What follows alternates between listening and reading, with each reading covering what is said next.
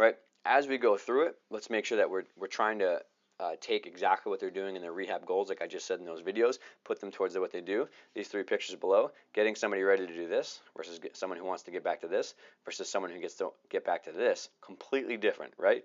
The program you design for the 3 of these athletes will be 100% different based on their goals, their injury, and what they're getting back to, right?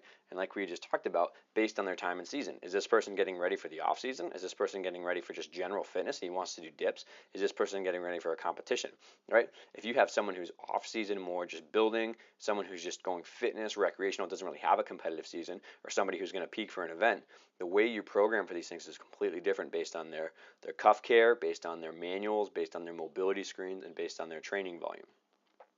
All those things go together to make sure that we have a complete picture of what we're trying to get the athlete back to.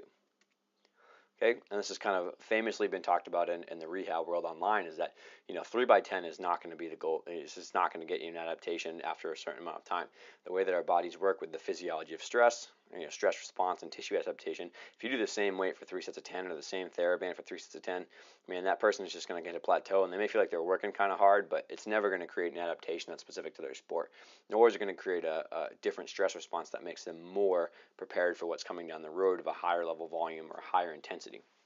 So all these variables we can manipulate based on the strength and conditioning research.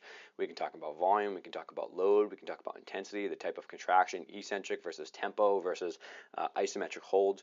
All these things can be changed to try to make sure that we're changing the stimulus on the tissue in the shoulder joint itself.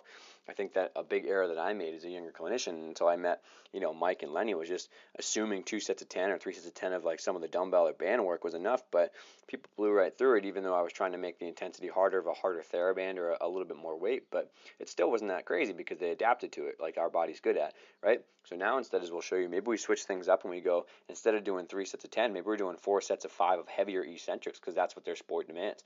Maybe we're going to go more of a longer circuit and then force that person to do some sort of overhead dynamic stability work like an overhead carry, or we're going to force someone to do something that's more explosive after that to try to make that cuff go for the long haul based on their sport and how long they need to kind of go in a time interval. Okay, so here's 3 phases that we might go more for the rehab process. So maybe in the beginning, yeah, absolutely, 3 sets of 10 to 12, pretty lightweight. All we're really trying to do is just get that cuff fired up again, get the scap woken up. Maybe we're just trying to do some very basic strengthening, because if they've never done this before, just as any training stimulus kind of presents, is that we're going to probably have a big opportunity to increase their strength or their neural drive through more neurological mechanisms just by doing some basic cuff care, right? So they may find they get a pretty good strength increase in that first block just because it's new to them, but 3 sets of 10 may be appropriate. Maybe that's the person who just wants to get the general basics mastered first before they move on to.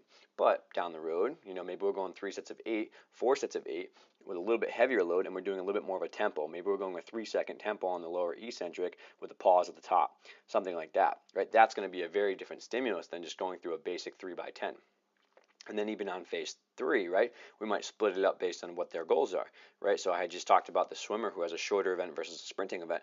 Maybe somebody who's doing more of an explosive, 10 to 20 second event, maybe theirs is going to become more of a 4x5, 4x3 to 5 based on very high output, heavier loads, and trying to recruit some things in a much more of a rate of force development, those very faster twitch anaerobic fibers. If that person's goal is to do things very explosively, very fast, and that's really going to how their sport demands them to, we should probably try to tailor our advanced shoulder rehab to mimic that.